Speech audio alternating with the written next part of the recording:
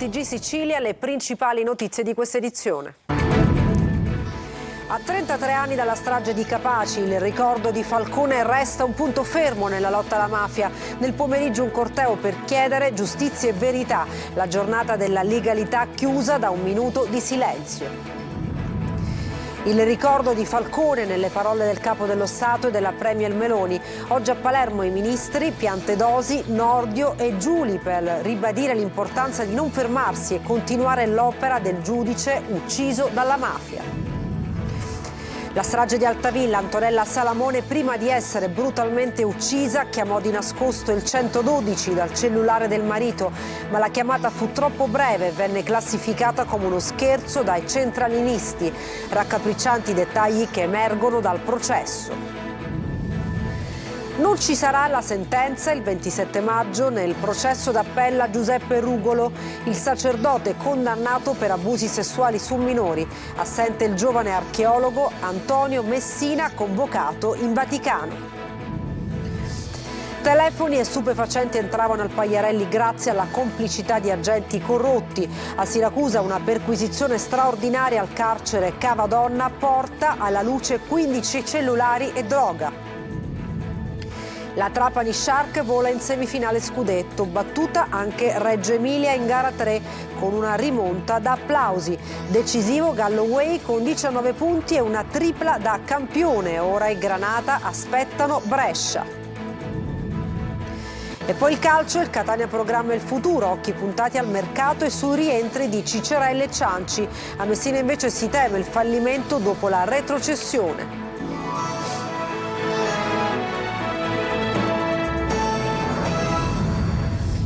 Capaci, 33 anni dopo, il minuto di silenzio ha chiuso le manifestazioni in programma oggi a Palermo. Un corteo antimafia nel pomeriggio chiede giustizia e verità. Di mattina l'arrivo della barca della legalità e l'apertura del museo del presente. Marco Gullà.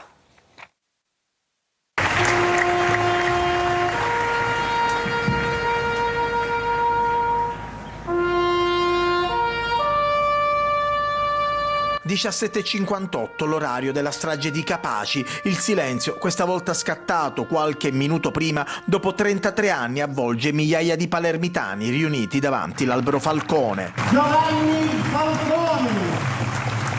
Pietro Grasso legge i nomi della strage del 23 maggio 1992, nella quale morirono il giudice Giovanni Falcone, la moglie Francesca Morvillo e gli agenti della scorta Vito Schifani, Rocco Di Cillo e Antonio Montinaro. Palermo oggi ha ricordato i suoi martiri con una serie di manifestazioni. C'è l'antimafia delle istituzioni, ma c'è anche l'antimafia della protesta contro il governo, accusato di un pericoloso calo di attenzione nella lotta al crimine organizzato. Un corteo partito da Piazza Verdi ha attraversato le vie cittadine per arrivare poi sotto l'albero Falcone. Non è giusto definirlo un corteo contro, è un corteo per. Semmai, se deve essere un corteo contro, è un corteo sì contro le mafie e contro il sistema corruttivo, è un corteo contro le guerre che sono anch'esse delle mafie. Fuori la mafia dallo Stato! Fuori la mafia dallo Stato! Giovanni ha fatto tantissimo per la lotta alla mafia, ci ha lasciato tutte quelle norme che ancora oggi vengono utilizzate nel combatterla, ha detto Maria Falcone, sorella del magistrato. Una giornata iniziata con l'arrivo al molo trapezoidale della barca della legalità, Mare Nostrum, confiscata agli scafisti. Poi l'evento a Palazzo Jung con l'apertura del Museo del Presente, dedicato proprio a Giovanni Falcone e Paolo Borsellino. Oltre 3.000 studenti invece al tribunale per un'altra manifestazione, quella dell'Associazione Nazionale Magistrati. E infine le deposizioni di corone alla caserma Lungoro e a Capaci, sul luogo della strage.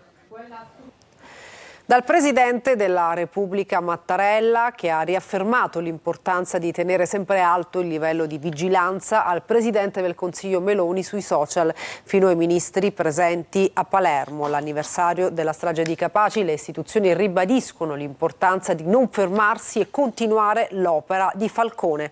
Marco Carli. A Palermo e in tutta Italia, nell'anniversario della strage di Capaci, arriva il coro unanime: trarre insegnamento e non dimenticare. È importantissimo, sottolinea il Presidente della Repubblica Sergio Mattarella, tenere sempre alta la guardia, coinvolgendo le nuove generazioni nella responsabilità di costruire un futuro libero da costrizioni criminali. In nome di Giovanni Falcone e di chi ha perso la vita a Capaci, il governo è e sempre sarà in prima linea nella lotta contro ogni forma di criminalità, senza tregua. Lo scrive su X la Presidente del Consiglio Giorgia Meloni. Tutta la vita deve tendere alla verità e alla giustizia, questo è stato il motto principale che mi ha ispirato per tutta la vita. L'obiettivo è perseguire verità e giustizia, lo dice Pietro Grassi, lo ribadiscono i ministri intervenuti a Palermo. In 40 anni c'è stata una grande affermazione di giustizia, ha detto il ministro degli interni Matteo Piantedosi. La mafia tende a spargere meno sangue, ma non per questo è meno insidiosa. Un magistrato, ha spiegato invece il guardasigilli Carlo Nordio, sa il rischio che corre quando si occupa di certe indagini delicate, anche quando non è famoso, e vorrei fare l'esempio del beato Rosario Livatino. A Palermo c'era anche Don Ciotti di Libera. Per sconfiggere la criminalità, ha detto, ci vuole responsabilità. Noi come società civile vogliamo collaborare con le istituzioni se fanno le cose giuste, ma abbiamo il dovere di essere una spina al fianco se non fanno le cose che devono fare. E si torna al punto più importante: insegnare e capire. La cultura è l'antitesi della mafia. Cosa nostra, ha detto il ministro della cultura Alessandro Giuli, intervenendo proprio a Palermo alle commemorazioni, attecchisce tra l'ignoranza, la bruttezza e l'isolamento sociale. Capace di crescere, Catania commemora la giornata con una serie di iniziative a Villa Fazio, donati alle scuole gli alberi della legalità. Tonino De Mana. A differenza degli ultimi anni, Catania si ritrova a commemorare la strage di Capaci con una leggera pioggia e con una giornata non certo primaverile.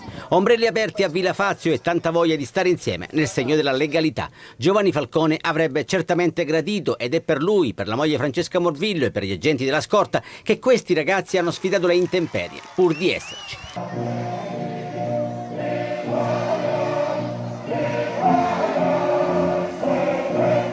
Inno nazionale in apertura, poi la consegna degli alberi della legalità alle scuole partecipanti, gesto simbolico perché agli alberi stessi ci si potrà aggrappare nei momenti di difficoltà.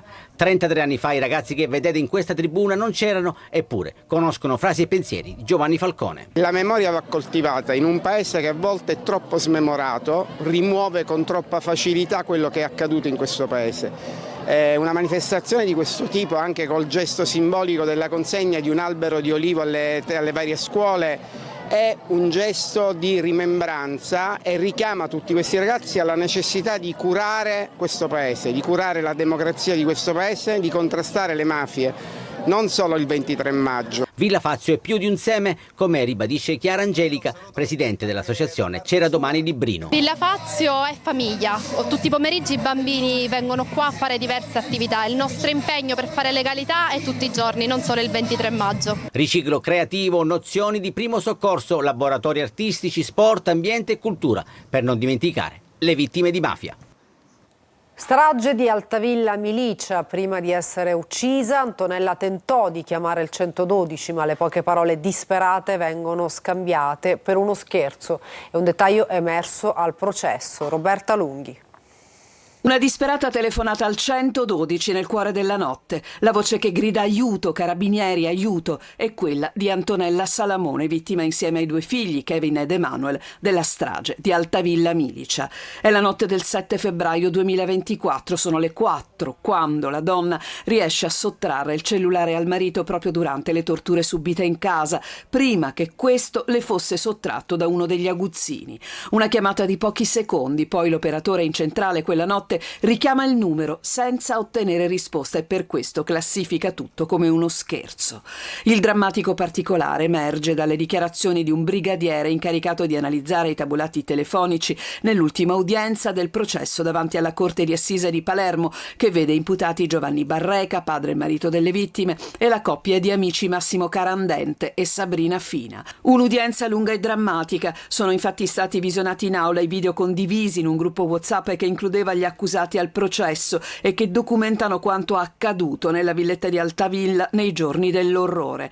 Ci sono gli interrogatori ad Antonella Salamone, ad Emanuel, a Kevin circa la presenza del demonio in quella casa. Chi ti ha mandato? Chiedono i 3 aguzzini al piccolo di soli 5 anni. Il bambino, terrorizzato e molto sofferente per le torture inflitte, risponde: il diavolo. Dietro le sbarre, intanto, i 3 imputati hanno ascoltato senza tradire emozioni. Non ci sarà la sentenza il 27 maggio nel processo d'appello a Giuseppe Rugolo, il sacerdote condannato per abusi sessuali su minori. Assente il giovane archeologo Antonio Messina, convocato invece in Vaticano. GR Italia.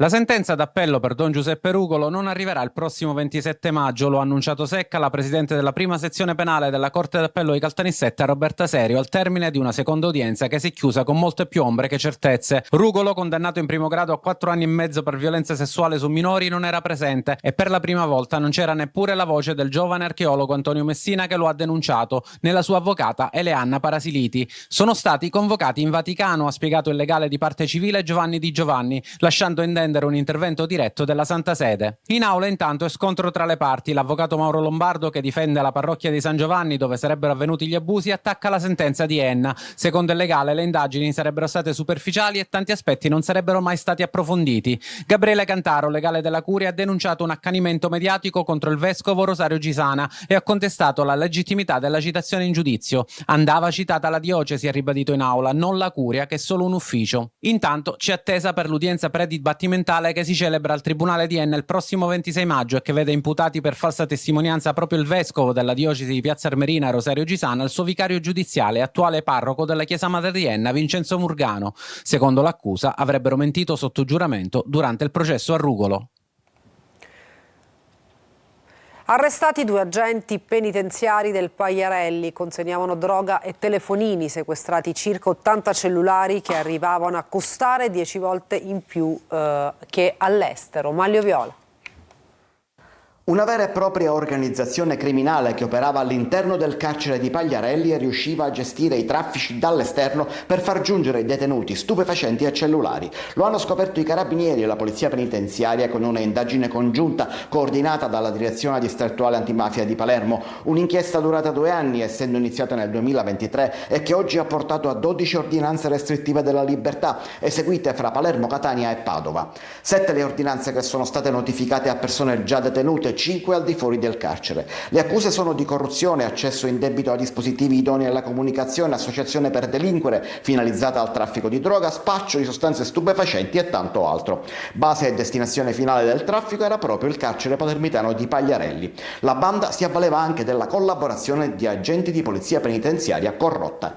Secondo l'accusa, le guardie carcerarie avrebbero chiuso un occhio in cambio di mazzette. Per il traffico venivano impiegati familiari, carcerati ammessi al lavoro esterno ed agenti. I telefonini e lo stupefacente trasportati illegalmente all'interno delle sezioni carcerarie venivano ceduti a prezzi molto più alti rispetto a quelli praticati al mercato esterno, anche 10 volte. Chi si opponeva alla banda veniva pestato e gli agenti di polizia penitenziaria lasciavano fare o comunque opponevano una blanda resistenza alle violenze dei capi della banda di detenuti. Comportamenti che, scrivono i magistrati, hanno creato una situazione di pericolo per i colleghi della polizia penitenziaria più onesti e per la fascia più debole dei detenuti. Durante le indagini sono stati sequestrati 56 microcellulari, 25 smartphone, 20 SIM card e oltre 1 chilo di stupefacenti fra cocaina, crack, hashish e marijuana. In alcune perquisizioni domiciliari eseguite la notte scorsa, i carabinieri di Catania hanno poi trovato a casa di uno degli arrestati 5 kg tra cocaina e crack, 9.700 euro in contanti e armi. A Palermo invece i militari dell'Arma e gli agenti di polizia penitenziaria hanno scoperto a casa degli indagati complessivamente durante l'inchiesta 120 dosi di hashish e marijuana e 1.200 euro. E anche nel carcere di Siracusa a Cavadonna trovati 15 cellulari e droga. Durante la perquisizione straordinaria aggrediti anche alcuni agenti della polizia penitenziaria. E cambiamo argomento, niente solarium a Piazza Europa, ma la spiaggia libera numero 1 non trasloca. Si era parlato di un ridimensionamento, ma il Comune di Catania sembra aver trovato la soluzione. Tonino De Mana. Il solarium di Piazza Europa non ci sarà e si sapeva, ma le spiagge libere della Playa ci saranno tutte e tre e soprattutto la spiaggia libera numero 1 non trasloca, anzi avrà un ulteriore spazio aggiuntivo. Riunioni fiume e trattative sembra abbiano portato ad una decisione definitiva che sgombra il campo dalle polemiche e può dar via finalmente alle operazioni di bonifica dell'arenile. Come da tradizione si comincerà dalla spiaggia libera numero 3. Si inizierà dalla spiaggia libera numero 3, cercheremo anche di consegnare insieme alla spiaggia libera numero 3 anche sicuramente già quasi pronto il solarium di San Giovanni Licuti, quello che è adibito anche ai diversamente abili, e subito dopo anche quello del nautico. Come detto, la spiaggia libera numero 1 non subirà spostamenti o ridimensionamenti, anzi. Stiamo cercando per trovare una soluzione per mantenere le spiagge quelle che vi sono aperte e perché no forse dare una possibilità in più, cercando di aprire anche un varco per gli anni futuri per qualche spiaggia nuova. La spiaggia libera numero 1 quindi non lascia ma raddoppia? Possibilmente proprio in queste ore stiamo lavorando per raddoppiare le spiagge. Capitolo solarium, cantieri aperti ad Ognina e a San Giovanni Licuti. Ad Aragona si fermano gli operatori ecologici da 5 mesi senza stipendio. Hanno proclamato lo sciopero e protestano davanti al municipio. Davide Sardo. Da quanti mesi non prendete lo stipendio? Noi 5 mesi, gennaio, febbraio, marzo, aprile e maggio, che finisce pure perché non pagano. E questo qua non si può sopportare più. È la denuncia amara di uno degli operatori ecologici in servizio ad Aragona, nell'Agrigentino, che insieme ai suoi colleghi ha deciso di incrociare le braccia e far sentire la propria voce davanti al municipio. Ce ne possiamo andare a rubare, non possiamo campare più. Poi è bello parlare chiaro da siciliano magari, va. È una cosa vergognosa. Quello che stiamo passando qua è una cosa proprio indescrivibile. Hanno sospeso la raccolta dei rifiuti e scelto di manifestare per chiedere ciò che spetta loro, 5 mensilità arretrate. La vertenza resta irrisolta. A incrociare le braccia sono gli operatori ecologici della SEA, l'azienda che gestisce il servizio ad Aragona. Questa situazione va avanti così e adesso diciamo basta, non si può continuare più, perché avete rovinato pure le famiglie, basta, basta. La mano nella coscienza vi dovete passare. Non è una giustificazione dire che non ci sono i soldi, perché le altre cose si fanno, non è una giustificazione. Poi tra l'altro noi abbiamo la cosa, chi ci paga? Chi ci paga? Il comune, ci paga la ditta? Non sappiamo proprio a chi rivolgerci. Intanto cumuli di rifiuti cominciano ad accumularsi per le strade, mentre la tensione tra lavoratori e istituzioni cresce di giorno in giorno. Gli operatori dicono basta e chiedono rispetto e risposte concrete. E adesso una pausa, tra poco la pagina sportiva.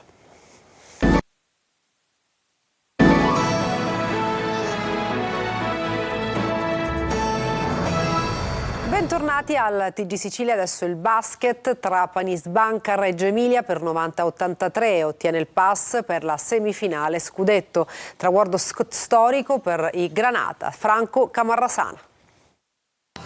Nel confronto con Reggio Emilia la Trapani Shark si aggiudica anche gara 3 ed è in semifinale nei playoff scudetto.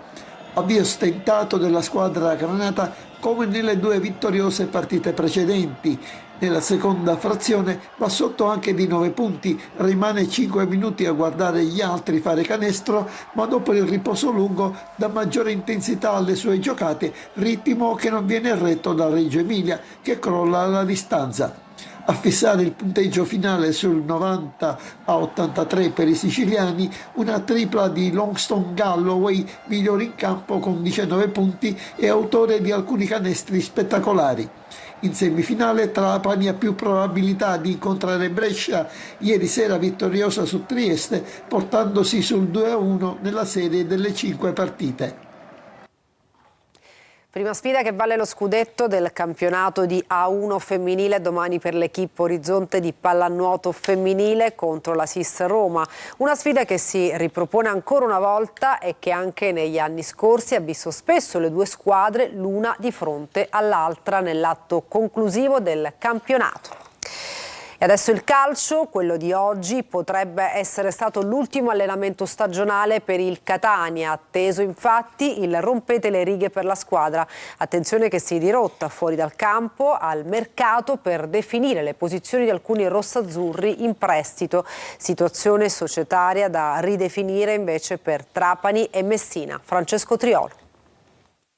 I play-off da spettatore, in alcuni casi anche interessato. Il Catania programma già la prossima stagione. Da quando è tornato Grella in città sono diverse le riunioni che si stanno susseguendo nel quartier generale rossa-azzurro. Sono diversi infatti i temi da affrontare, come il futuro di Torre del Grifo, ma quello tecnico è uno dei più preminenti in questo momento. La dirigenza etnea guarda per esempio al cammino della Ternana nei play-off. Il futuro di due ex Cicerelli e Cianci dipende anche da quello. Cicerelli, 19 gol e 9 assist quest'anno, ha una clausola per il riscatto automatico degli umbri in caso di promozione, mentre per Cianci a Ternana ha un'opzione da esercitare entro il 14 giugno, a prescindere da come finiranno i play-off, altrimenti tornerebbero al Catania. Chi non tornerà invece è Adamonis, ceduto lo scorso gennaio al Sud Tirolo in Serie B con la formula del prestito con obbligo di riscatto condizionato alla salvezza. Obiettivo raggiunto. Per il resto sono iniziate le valutazioni del gruppo che ha concluso il campionato e che oggi potrebbe aver svolto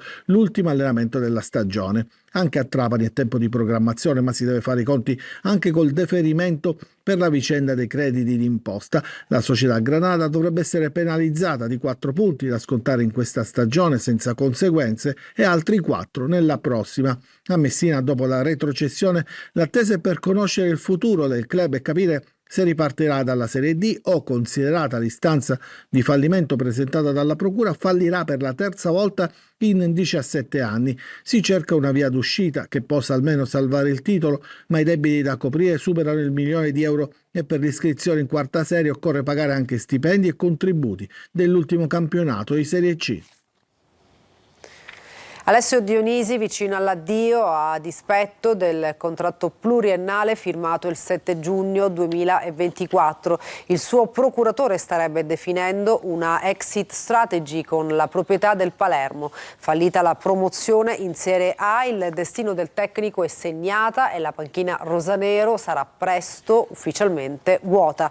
E adesso una pausa, a tra poco per altri aggiornamenti.